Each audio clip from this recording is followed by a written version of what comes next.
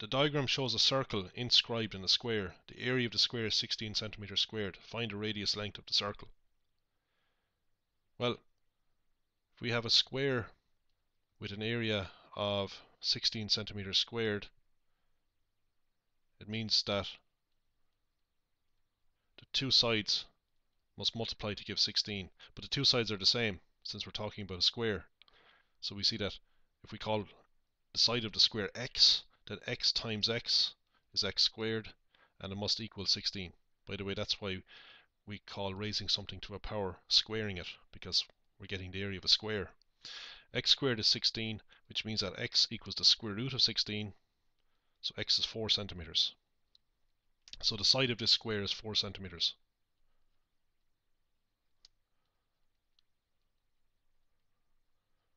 So that means in particular that the diameter of this circle is 4 centimeters long. Distance all the way across this circle. The diameter of the circle is equal to the side of the square, since the circle just fits inside the square. If the diameter is 4, it means that the radius is half of 4, which is 2 centimeters. Find the area of the shaded region in centimeters squared, correct to one decimal place. To do that, we need to get the area of the square, which we know is 16, of course. We don't have to get it. It's given to us. 4 by 4 is 16. And subtract away the area of the circle. The area of a circle is pi r squared. You can look that up.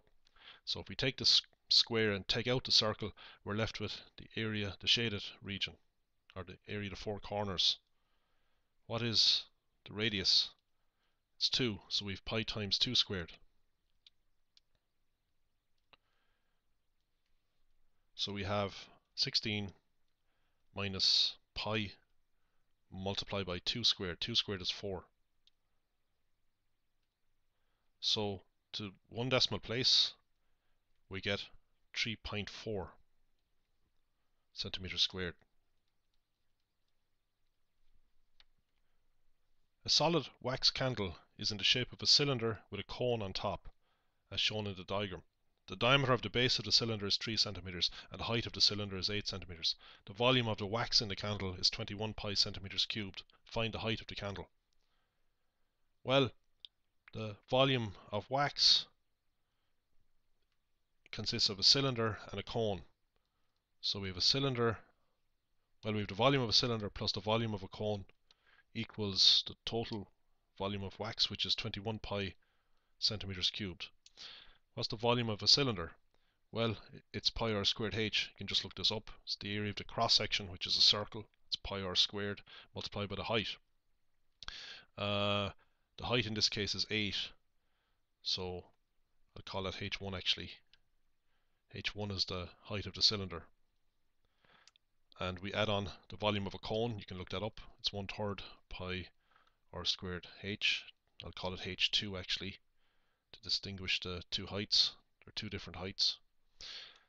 This must equal 21 pi. However, the radii of both cone and cylinder are the same, because the cone fits exactly down on the cylinder.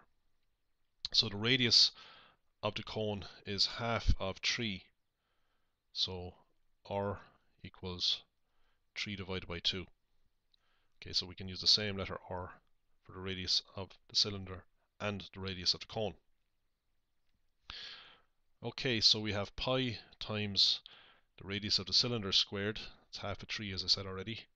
This distance, which is 3/2, so we square it, times h1, the height of the cylinder, which is 8, plus 1/3 times pi times the radius of the cone squared, it's 3/2 squared, times the height of the cone, which we don't know, which I'll call h2.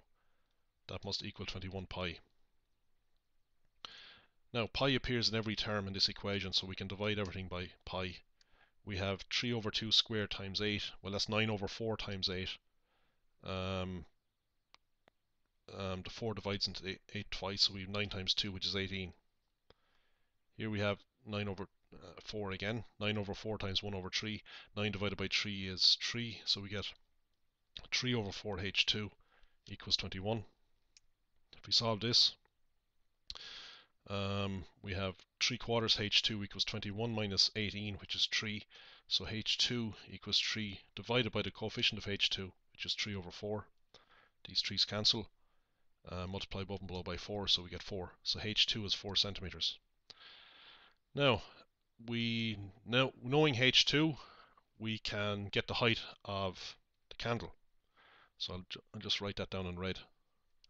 Height here meaning height of candle.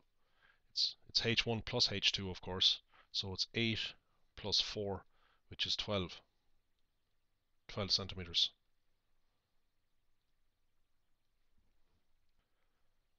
Nine of these candles fit into a rectangular box. The base of the box is a square. Find the volume of the smallest rectangular box that the candles will fit into.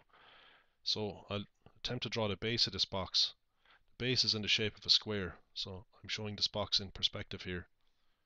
So this side equals this side, since it's a square.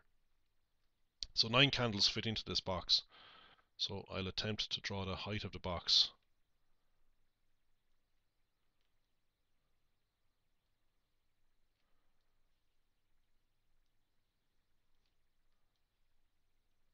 So 9 candles fit into it, so the candles have circular bases. So we have 9 circles that should fit exactly into this box, just touching the sides at one point. Circles touch each other at one point, of course. And so we have 3 rows of 3 candles if we want to fit 9 candles exactly into this box. This is a rough sketch. So these 9 circles represent the bases of the 9 candles. So I'll just draw one of these candles. I won't draw them all. So the tip of this candle will touch the top of this box, because these candles just fit into the box. Now let's get the dimensions of this box. That's what we want, because we want the volume of the smallest box. So what's the length of this side of the box?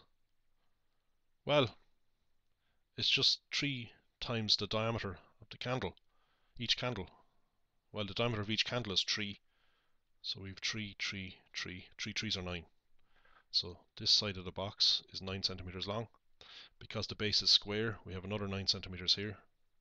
What about the height of the box? Well, the height of the box is the same as the height of each candle, and the height of each candle is 12 centimeters. Of course, I haven't drawn this to scale. This length here is supposed to be longer than this length. But anyway, it doesn't matter.